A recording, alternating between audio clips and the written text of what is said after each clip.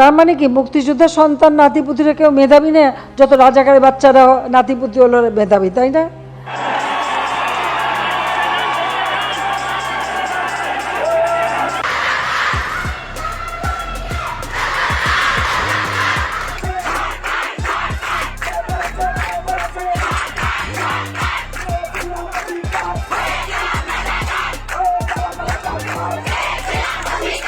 বর্তমানে বাংলাদেশে কোটা আন্দোলন নিয়ে চরম উত্তেজনা চলছে।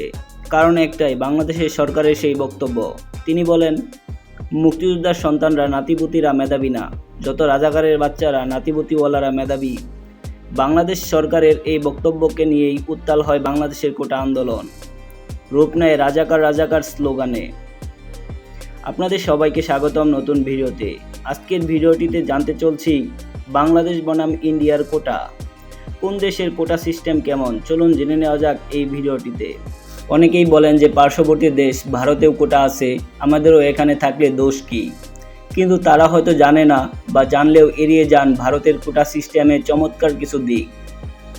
বাংলাদেশ আর ভারতের কোটা সিস্টেমের পার্থক্যটা তারা বলতে চান না। তাই আসুন জেনে নেই কী কারণে ভারতের কোটা সিস্টেমকে চমৎকার বললাম।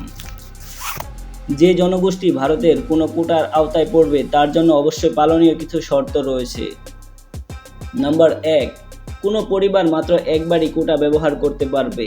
অর্থাৎ কোনো পরিবারে একাধিক ভাই বোন থাকলে তাদের একজন কোটায় কোনো সরকারি চাকরি পেলে ওই পরিবারের বাকি সদস্য কোনোদিনই আর কোটা পাবে না।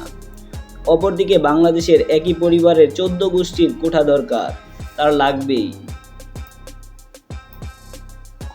নাম্বার 2, ভারতের কোনো পরিবারে যদি ডাক্তার, প্রকৌশলী বা সরকারি চাকরিজীবী থাকলে ওই পরিবারে কোটা পাবে না। অপরদিকে বাংলাদেশের ডাক্তার, প্রকৌশলীদের আরও বেশি কোটার দরকার হয়। নাম্বার 3, যিনি কোটার জন্য আবেদন করতে চান তাকে শুধু ওই কোটার জন্য বিবেচনা করা হবে।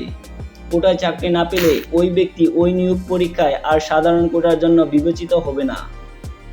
নাম্বার 4, একবার কেউ কোটায় চাকরি পেলে আর কোনো সরকারি পরীক্ষায় তিনি ওই কোটার আবেদন করতে পারবেন না।